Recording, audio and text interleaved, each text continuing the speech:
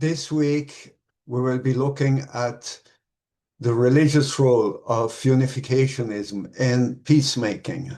So, as you know, every week we look at one aspect of peacemaking where we compare the normal, if there is such a thing, approach of peace and conflict studies and the unificationist approach, trying to see what is special and unique. Intuitively, many of us anyway, may know quite well that there is something unique, but pointing it out precisely is not always easy. And today we are going to look specifically at the religious aspect, which is, of course, central to unificationism, but there are many other aspects as well. And later we will look at some of the particular organizations that are involved more in detail, such as UPF, Women's Federation for World Peace. This time it's about our religious role as a whole. Now, back to PCS in general. What is the role of religion and making peace in the world? That is from my other course, the Peace and Conflict Studies course, which shows a very brutal contrast between the champions of peace like Gandhi and Martin Luther King and the Crusades, which were, war in the name of religion. And we immediately understand that religion being so essential to people's heart and mind in such a deep way. And since people tend to be protective of what is essential to them, religion can be actually the source of the worst violence that exists in human life, in human history. Religion is about sharing and spreading the love of God with others, but to be able to do that, you need to maintain your identity. The problem is when the concern for my identity becomes primary, things go wrong. And I can say, whenever you see religion clash with others brutally, even if it's successful or apparently successful, it is a sign of decline. It's a sign that the primary role of religion has been repressed or has weakened, and that the focus of that religion is always on maintaining my identity, feeling threatened all the time, which you do when you are not sure about yourself, and so on and so forth. And of course, that awareness is also valid for the unification movement, for anybody, actually. So if you look at the different things that religion is doing for peace, when religion actually fulfills its role of being a source of peace and love and protection and development, then what we see as a whole, the first thing we see is that religious groups and their leaders are seen as likely brokers of peace in conflicts, both religious and non-religious. We have seen that even conflicts between two communist groups can be mediated by Catholic monks because they don't believe in the Catholic monk's religion, but they know he is a Catholic monk, he is sincere, and more than most others, they, the religious representatives, appear like they have no stake in the conflict. In other words, they don't do that because they want to get something out of it. They sincerely want to help you get along with the other. Again, unless they prove that it's not the case, but generally, that is what is expected of religious leaders, and that is why you find them a lot in circumstances where various parties in conflict are trying to overcome their conflict and to come together, but somehow they can't do it. They need a mediator. Then they come easily to religious individuals or religious entities. Now, more in detail, I have here 4 points that come from the World Economic Forum on why religion is important in conflict prevention, besides what I have just said. So, number one, and this is in general, the ideas of human dignity and the common humanity of all. We are all brothers and sisters under the same God. That fits for Christianity, doesn't necessarily fit for Buddhism or Confucianism. But if you go to these, if you study these religions, or just simply think about it, they have equivalents that are quite close or quite similar and that work pretty much in the same way. So this idea that we have a common humanity derived from the notion that all are created in the image of the divine, meaning children of God, these are foundational for true peace. Because if my enemy is also my brother, then I have to make peace with him sooner or later, especially if the parents are there and you have a sense that you want to make them happy. So unificationism does the same thing. I mean, that's a foundation on which we stand just like every other religion. What we bring to it more specifically, besides many efforts that we make to create peace, religious peace and otherwise peace in many different ways, the fundamental one is our notion that there is an original human nature and that peace can happen only if that original human nature is restored to the extent that it is restored. But on the other hand, if it is restored, then peace happens automatically. And the key element there is our institution, if you will, of the holy marriage blessing. Human beings originally the children of God. We've just seen that. Thus, we are destined to live with true love, realize a true family, and establish one world of freedom, peace, unity, and happiness. So that gives a framework for the notion that we are all brothers and sisters under the same God, and how to realize that, how to recreate that. Because generally, we may be all children of the same God, but we don't behave like it. So that is our contribution, or the contribution of the founders of Unificationism, to realize that. And furthermore, the best way to restore people to the position of children of God is through changing their lineage through the cross-cultural marriage blessing. So that goes deeply into theological considerations that I cannot discuss here in detail. But indeed, there is something there that presents itself as a unique solution available today. Number two, interfaith protests often focus attention on peaceful forms of resistance to oppression and injustice. But as I wrote on the right, peaceful doesn't mean passive.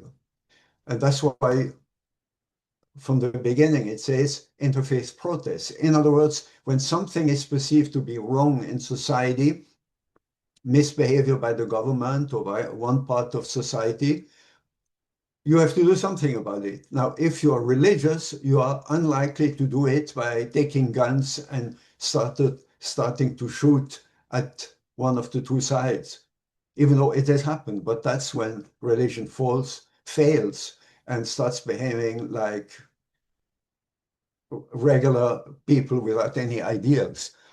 But generally, the way it is being done is the Gandhi way, or the Martin Luther King way, not passive, active, but not violent.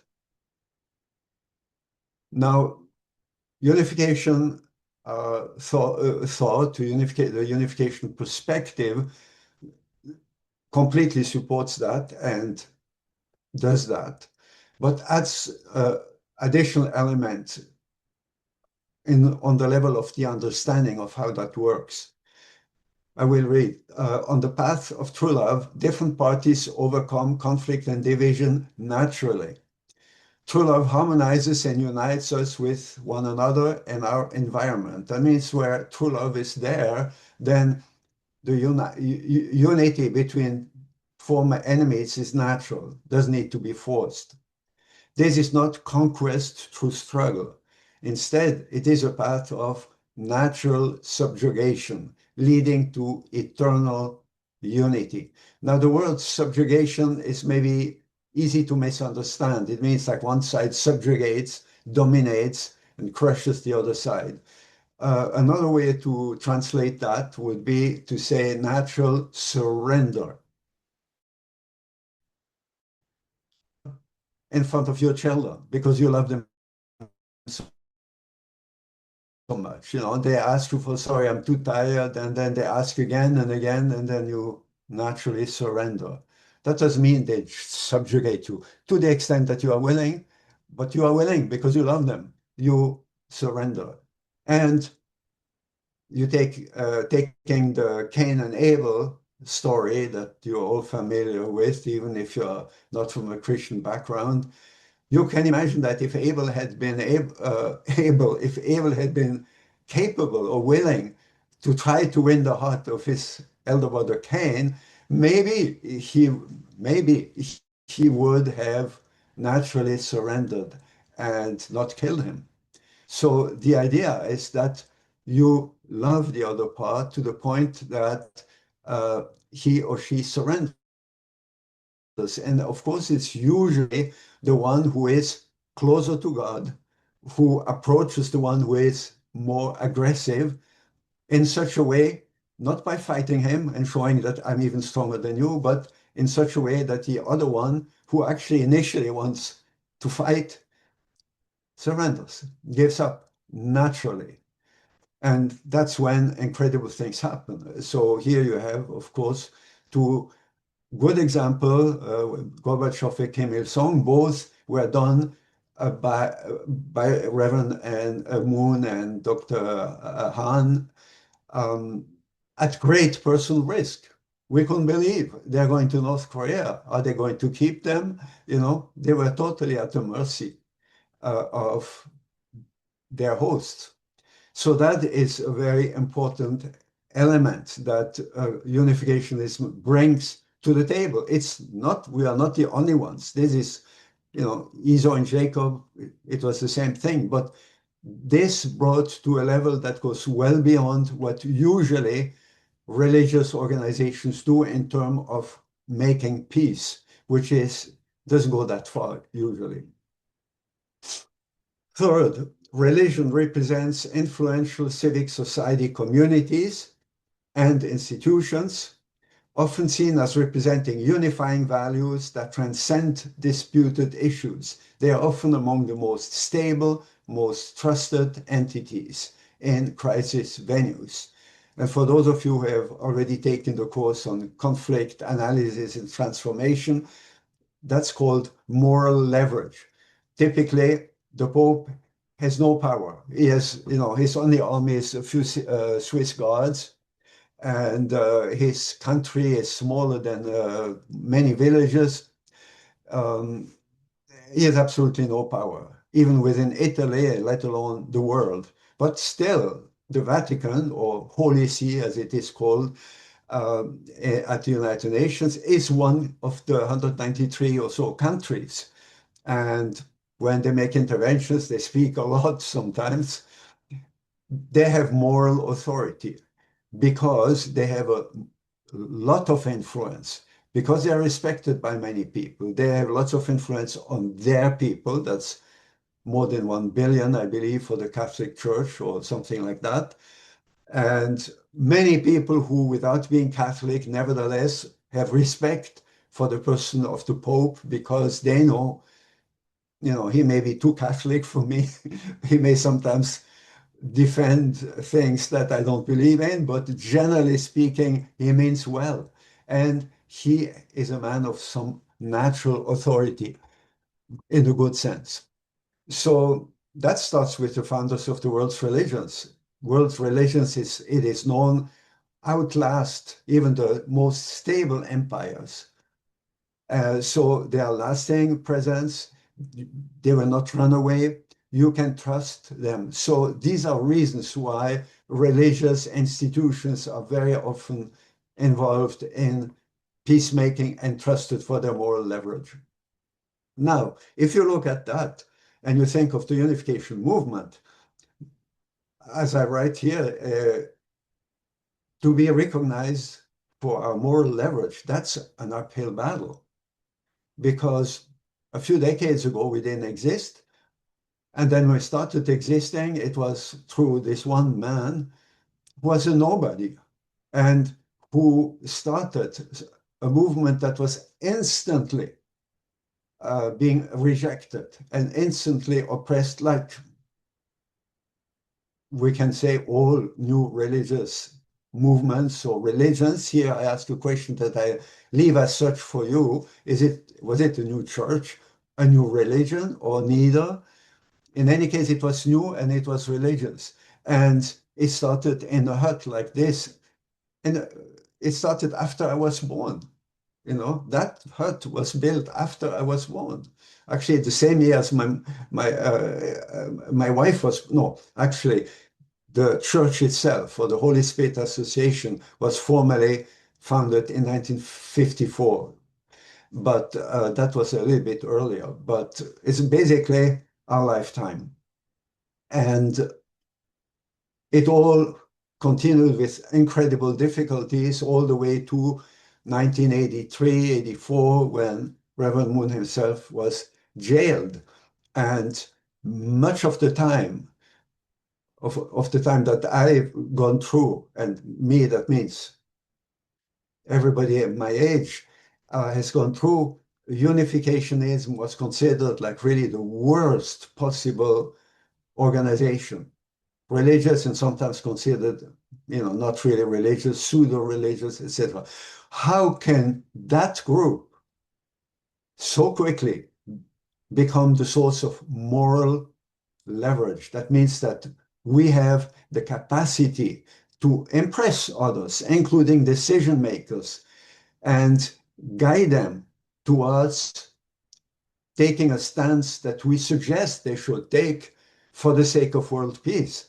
That in itself is unthinkable, and yet it happened.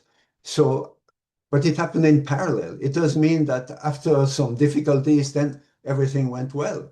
But in parallel, and at the same time as there was much opposition, unificationism has been able to reach out to and win the heart of an incredible number of people in top position. Here you see Dr. Hak Ja Han with Ban Ki-moon, the Secretary General of the United Nations. Here you see the previous and current head of UPF, the previous being, of course, our own Dr. Thomas Walsh, with the Pope. That's the previous Pope now. The Catholic Church is very stable, but the popes, depending on their lifespan, sometimes change very quickly. So that is something to consider to be some kind of a miracle.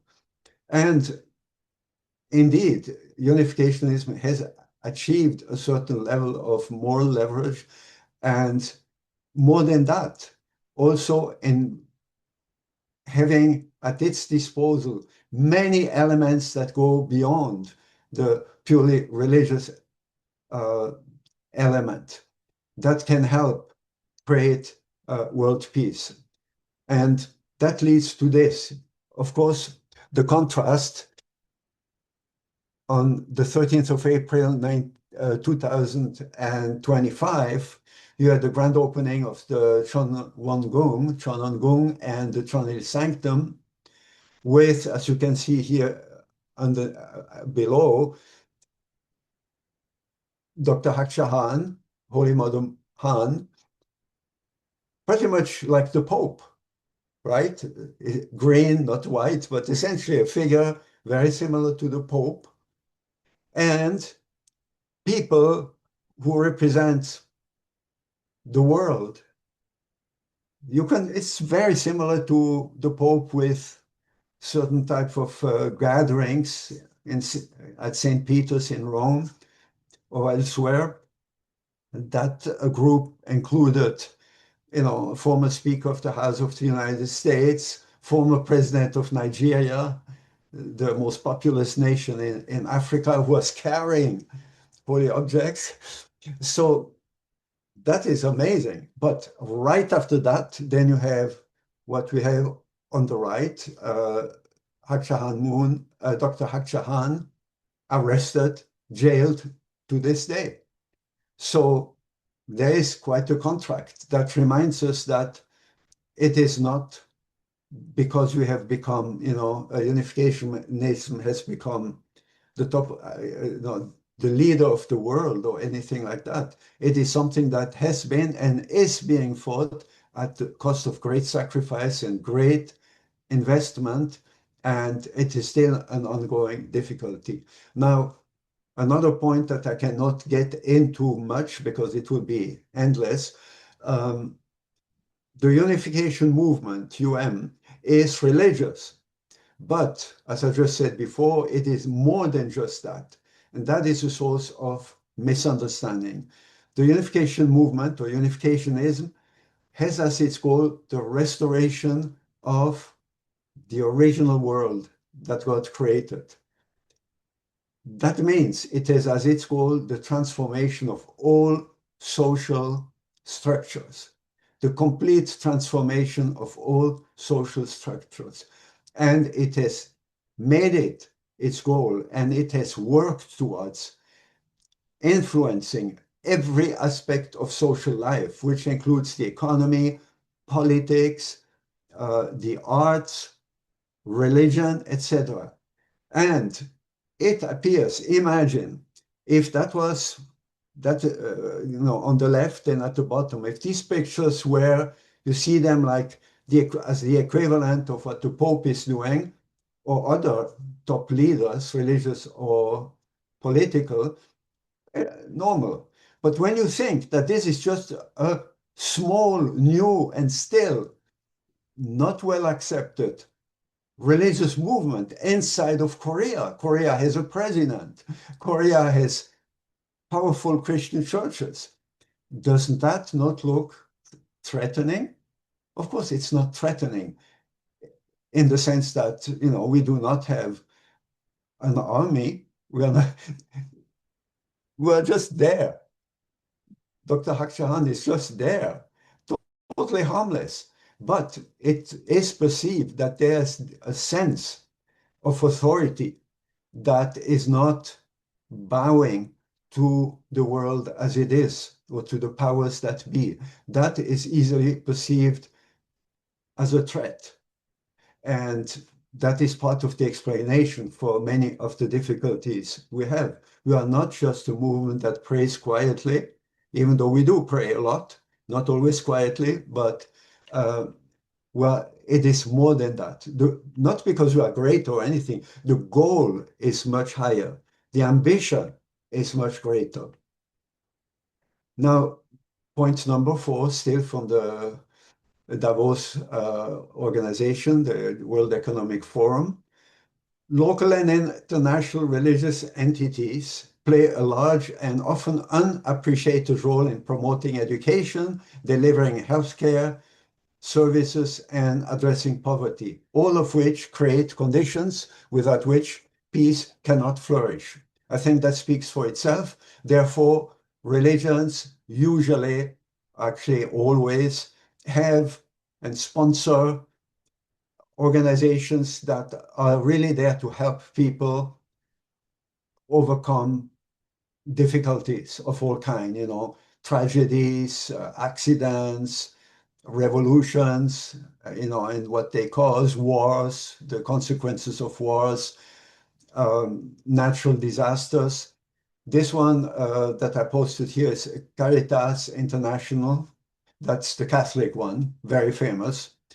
And the head of that organization in Geneva at the United Nations was a close friend of ours, which was, again, one of those situations where we are able to reach top people on the level of heart. There was a friend came to breakfast to my home, uh, gave a kiss to my daughter, to our daughter, and that's the kind of relationship we had, relationship of heart, not anything because we had any kind of power over him. Now, and then the Red Cross, by the way, is not religious, but it's inspired by Protestant churches in Switzerland, especially in Geneva. That's the background of it. Now, how does that go with us? Well, without having all the means that these huge, well-established church organizations have, we have been doing essentially the same thing, with always in mind, however, not just to alleviate suffering, but to move towards re-establishing something original. A billion trees project, that's the environment. The sense that we have to save the environment. We're not the only ones to think of that, to be concerned with that. But the idea is to restore the original state of nature. Then Women's Federation, many, many projects. It's again to restore the role of women in society that is their proper role from uh, having been completely upside down for as long as we can remember. At the bottom, the former Ishin Hospital on Champion Lake, called H.J. Magnolia at this time. That is again a hospital that serves the people in that community, in the surroundings, and our members who were there, but with a focus on combining Eastern and Western medicine. So there's again something beyond just helping people. And that's just a sampling. Now, there is one fifth point that is not mentioned in the source that I used for the first 4 points, and that's what I call the providential dimension. In a way, it's also prophetic, but more than that, it's providential. Providential means what I have said a few times already, the sense that we come from somewhere. You have that on that chart. We come from somewhere, it didn't work out, and then we have to start from the bottom, not we today, but humankind, and go all the way up to a final stage where what didn't work from the beginning is reestablished or established for the first time, very differently because so much time has passed, but the essentials will be there. Now, that involves a few things that we need to consider. First, it's unique to Unificationism. Religions in general, and sorry if I repeat myself, but I want always to show the connections. Religions in general believe in peace, but only as well as we can do. But this is a sinful world, so we'll never get full peace. But we have to work as much as you can towards peace. However, perfect peace will come, but it will come in another world, even after we die, or when the Messiah or some kind of other supernatural being returns and creates that perfect world with supernatural means. You have that kind of a sense in every world religion of that something coming one day. Whether the believers really believe it's going to happen or not, that depends. How many people today in Christianity really believe that suddenly Jesus will come back?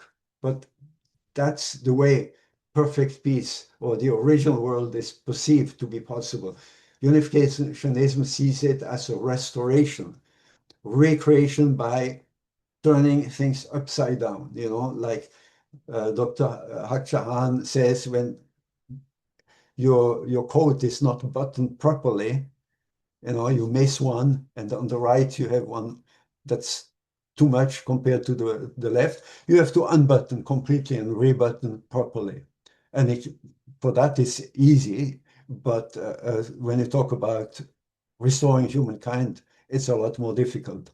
So it's unique to Unificationism. I cannot deny that there is possibly somewhere some other group that has similar ideas, but it's very special to Unificationism. And what's unique too is that there's a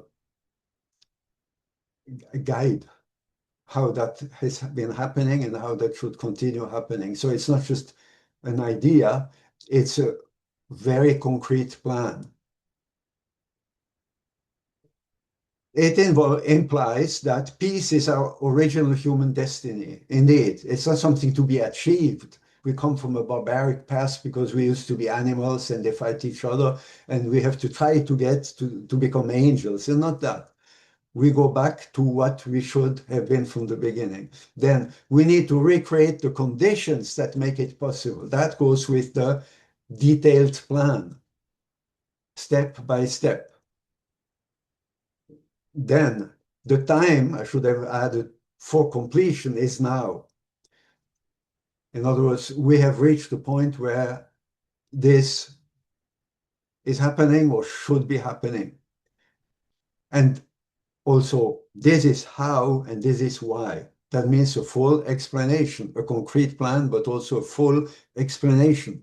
Now, that is also completely unique. However, this awareness is present elsewhere in embryonic form. So if you try to think, is there anybody else who thinks something like that? Then you will find out that, well, there is in embryonic form. That means not fully developed, but it's there. The United Nations were created at the end of World War II because there was a sense, we can call it a providential sense, that humankind had reached a point where we have to make peace, and we can. That's why the nations were created on the foundation, clearly on the foundation of a religious view, which was Christian, and which largely disappeared, at least from the surface. But nevertheless, there was this sense, and many of those who were involved in World War II had that strong sense that this is a time where peace has to be established. And many Christians today, and for the last few decades, and very strongly in the 1970s, for instance, Christians had the feeling that this is the time when Christ will return.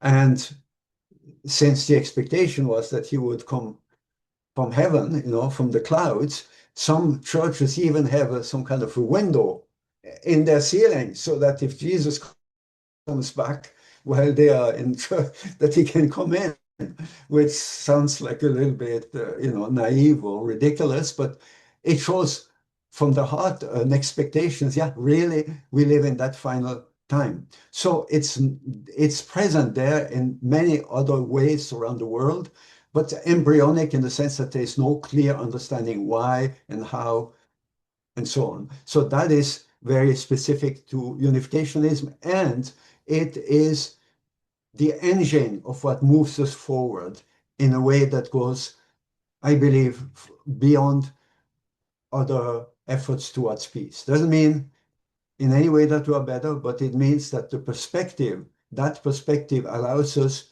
to go further. And it explains why we are trying to bring other people to join. And they don't need to become, believers in what we believe in. Join.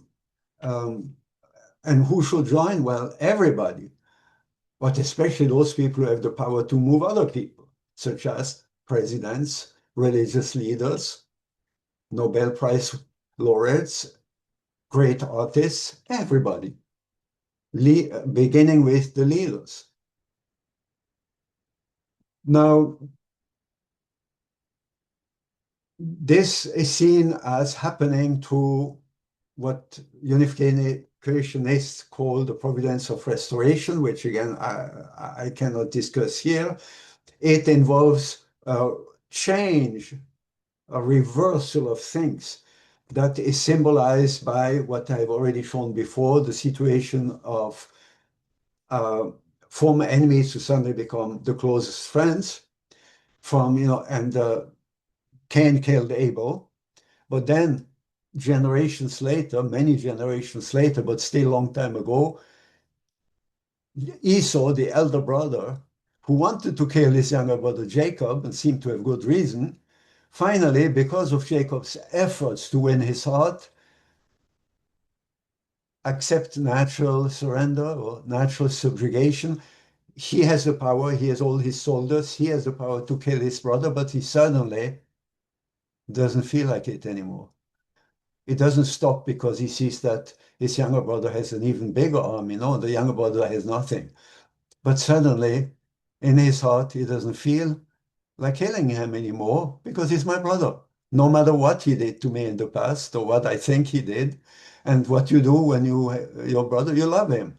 And what you do when you love somebody, you hug him. And that's what happened. So, of course, that's a biblical story from a long time ago, but that symbolizes or that represents the key and the efforts towards peace of unificationism.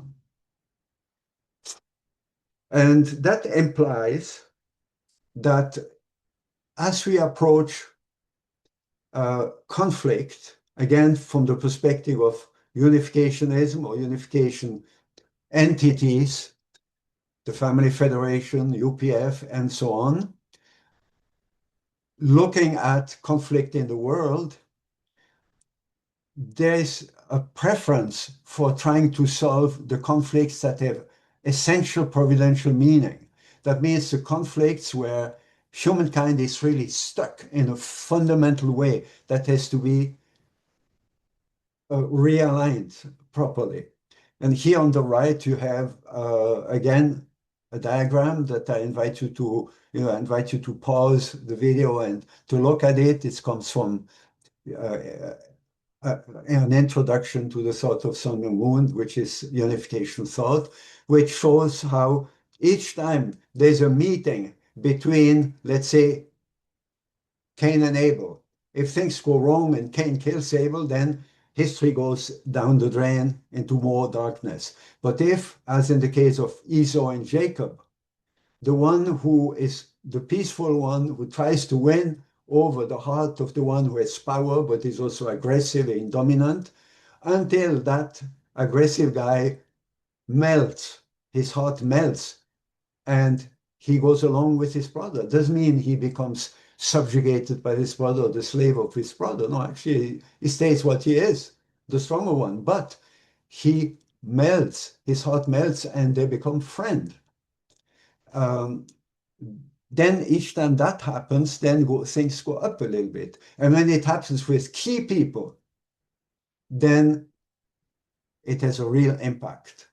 Like with the head of the Soviet Union, that has a real impact, but because that was the head of the biggest, source of conflict in the world. And I'm not suggesting that the meeting between Reverend Moon and Mikhail Gorbachev ended the Cold War. But I am suggesting that that and many other things that were done by unification, the leader, Reverend Moon and his wife, and many unificationists, including people like me, had a very important impact. That I do believe. Now, that implies a number of things. First, as I just said, choices. The efforts that we make is focus on some very fundamental conflicts that will make a difference for the world if they are solved. It implies also a very high level of difficulty. Obviously, if you pick the most entrenched and important conflicts in the world, they are not going to be easy to solve. And the chance of success may appear to be very slim to none, as they say, but not none, actually. So these are things that to be considered. Now, examples, democracy versus communism. We've already discussed it. Kim Il-sung, Mikhail Gorbachev, the little angels from South Korea that we sent to North Korea, and North Koreans then came to the South, dancing together with their group. And so symbolic, but very profound. And the fact that the grandson of that communist dictator still now shows respect and care for Dr. Haq Jahan, her husband being deceased, shows the profound impact it had. It was not just a moment where you meet for the cameras, it had a profound impact. And there's a potential for a lot more to happen in the between North and South Korea based on that. And actually, often it's the South Korean government that has been an obstacle. And that below is a World Media Conference that took place in Moscow at the time of that famous meeting. So the conflict between communism and democracy is at its peak in on the Korean Peninsula between North and South Korea, and that's where much of all our efforts have been heading, have been applied. And I will again not be able to go beyond that, but you have heard from Dr. Thomas Ward, who was there, how, how this happened, at least some of it, a lot. And it's still ongoing, of course. It's still not solved, but it is something, high level of difficulty, unlikely success, but necessary. Another important project on the other area of the world that is a hot spot, the permanent hot spot. You have the Koreas, the clash between communism and democracy in East Asia. Then you have the Middle East, which has been like a permanently exploding bomb with little moments of quiet in between, but even then, not really quiet if you're on the ground in detail. What can you say? It's, again, highest level of difficulty, smallest level of success. However, at some point, it should be solved. As someone said, humans messed it up, humans must fix it. So the main project there was the so-called, or is the so-called Middle East Peace Initiative of the Universal Peace Federation. Dr. Meckler and Dr. Ward both wrote articles on that are readings for this week, so I will not explain more. There's, of course, many more pictures. There are a multitude of different aspects to that and different activities that took place to bring about a fundamental reconciliation between Jews, Muslims, and Christians in the Middle East. First on the rather symbolic level, and then gradually expanding, facing many difficulties, but also achieving things that nobody else had achieved before. So it actually started in 2003, the Middle Peace Initiative itself, but that whole concern started much earlier. The picture on the left with Reverend Moon standing, and at the bottom, that's at the bottom right, that's 1965, when Reverend Moon and his entourage for the first time went to Israel, to Jordan, to Egypt, and established so-called holy grounds and met with people. This man, bottom right, but the left picture of among the two, has a military man. He was the chief of staff of the King Hussein of Jordan, a very spiritual man who came to study all the teachings of Reverend Moon. How that was possible, I don't know. Of course, he was a Muslim. Then at the bottom center, you see Christian, Muslims, and Jewish leader praying at the place where Reverend Moon had created the holy ground. They also buried crosses there. So many things happened. And then in 1990, the Grand Mufti of Syria, his name was Kuftaru, he passed away now. He came to know what we are doing and became a close friend of Reverend Moon.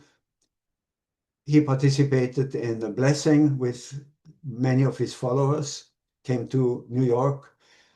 He sent his followers to a 40-day workshop on the unificationist teaching, a Grand Mufti of Syria. So these things are incredible. Now, did that bring peace to Syria so far? No, but it is something that happened.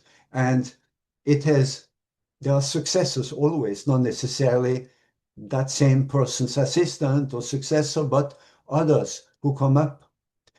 And then you have right in the middle, that's the only thing that was 1 year after 2003, you have our own Dr. Um, Andrew Wilson, who is Jewish, meeting Yasser Arafat. How much of a miracle is that? How many people, how many Jewish people have hugged Arafat? Uh, and we have been in contact with him regularly, as well as with Jewish leaders in Israel. So these things have been there, and groundwork has been done again and again and again, so that in spite of the constant explosions of violence that keep coming, still a bottom line of mutual understanding and respect is established, little by little. And I do believe it is continuing. And it's not all, that alone is never going to solve the problem fully. You know, you need governments involved, and today they are involved, not necessarily in a very nice or peaceful or constructive way, but who knows what will happen. Now, in recent years, the Middle East Peace Initiative has become more quiet because it needs some kind of a significant breakthrough to be able to go to the next step. So in the meantime, there has been less of it, but this is an example of a meeting just a few years ago in Albania with representatives from various religions from across the Middle East. Now, one more thing. So you see, there's many, even in the realm specific, that is specifically religious, that have been undertaken within unificationism. And that is Reverend Moon, still, that was the time when he was alive and well and very active. In 2000, just a few years before the Middle East Peace Initiative, Reverend Moon started calling for the establishment of a council of religious representatives within the structure of the United Nations. In other words, instead of having countries, country representatives, that means the ambassadors of each country at the United Nations, doing what Dr. Hakchahan in her memoir called, doing nothing else than defending and even insisting on their interests, which brings conflict automatically. Having other representatives who are religious representatives. And just like you have two chambers, the upper chambers and the lower chamber in the United States Congress, in England, in many other countries, there would be an upper chamber made of religious representatives in addition to the current General Assembly made of political representatives. And this gained some traction, unbelievably, and in particular support by the Philippine government. But it did not really go much further so far uh, because the odds against it are immense, especially since after World War II, with the inclusion of the Soviet Union and other communist countries, explicit religious language has been completely removed from the United Nations Charter or the Universal Declaration of Human Rights, where it doesn't say every human being has human rights by the simple fact of being a human being. That's what it says. It doesn't say by the fact of being a human being that is a child of God. That's been left out. So since that is the case now, the United Nations is an essentially secular entity. made of countries that, of course, some of them in some cases are religious, more or less, but nevertheless, the UN itself is secular, neutral. So bringing that kind of a change about in the UN is a really steep uphill battle, but it's not being abandoned. Also, if you think how to do it, get who will represent each country. How can you avoid having fanatic religious leaders representing their country? So there's lots of obstacles, but the idea is great. And some people are quite enthusiastic about it. Okay, now this is just a case that we will see in when we discuss or analyze, discover together UPF as a specific major institution of unificationism. UPF has done all kinds of things. And by the way, UPF as a new United Nations, again, we'll see that later, but in the context of what we just saw, this is one example. Sudan, North Sudan, so to speak, that means Sudan itself, has had and still has today, unfortunately, all kinds of civil war situations where probably millions of people lost their lives. The president of South Sudan, who has his own problems, and that's a different story, but anyway, has been a mediator for the North. And he has been awarded something, he has been acknowledged for that. But he has himself acknowledged that what he did was done with the guidance and the constant support of UPF. So you see him here with this award, and the same to leaders and former leaders of UPF. So that's one example of what we have been doing, we being unificationism. Now, to conclude and to address a question that's in the title of Dr. Michael Mikler's article for this week, is the unification movement a peace movement? To me, that leads to, of course, an answer that I will let you come up with as you analyze that article. But it leads to what I would think is a necessary further question. Does one have to be a peace movement in the usual sense to promote peace? My answer is no. And I think the unification movement is much more than a peace movement. But I leave that to you again to discuss. That was just to raise the issue. Are we a peace movement? Earlier I asked, are we a new religion? Are we a new church? Are we neither?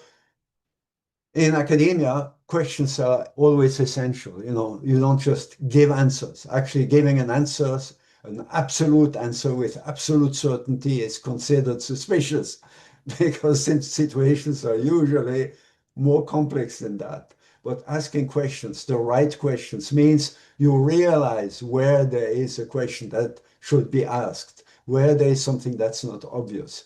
So anyway, I'll end with this, and I wish you, as always, a good week.